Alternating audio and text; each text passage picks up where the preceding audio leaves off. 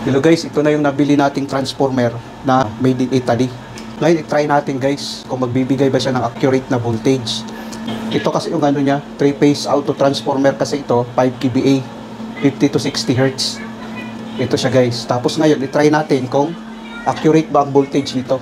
Ito guys, mayroon na itong power na 380 volts. I-on natin to. Nakasetting ang multimeter natin ng 750. I-try natin nating kunan. Ayan o, 380 volts. 380 volts siya guys, no? Kung makikita natin, 380 volts siya. So, ngayon, i-try natin dito sa baba. Kasi auto transformer kasi itong transformer natin. Bali, mayroon na itong power guys. Nilagyan natin ng 380 volts. Try natin. Ayan, 380 volts siya. So, 380 volts siya guys, no? Tapos dito naman sa kabila, i-try din natin to dito at saka dito. Magbibigay din ng 380 volts ito guys. Tapos ang 220 volts natin, ito siya no, 220 volts dahil auto transformer siya.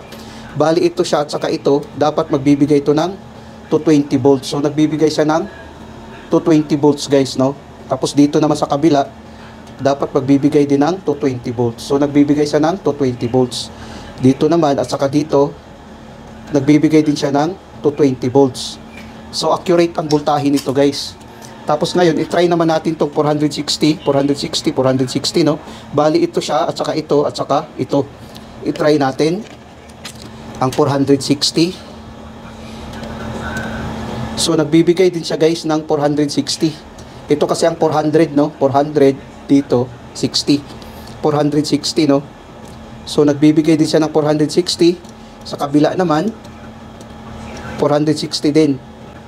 Tapos dito naman sa 480, dapat mataas-taas konti. So, tama na guys, no? Dito ang 480 natin. 480 volts. Tapos dito naman sa kabila, 480 volts din ito. So, 480 volts din, no? Pag dito naman, at saka dito, 480 volts din. Tapos mayroon din tayong neutral. Kung gusto mo ng 110 guys, ilagay mo lang dito sa isa, sa neutral. Tapos ilagay natin sa 220 volts, magkakaroon siya ng 110, no? Kung makikita natin, kakaroon siya ng 110. So accurate yung nabili natin na transformer guys. Abangan nyo guys sa susunod nating mga vlog. Ipapakita ko sa inyo kung paano siya ikabit sa ating 3-phase motor, itong 3-phase motor natin. So abangan nyo guys.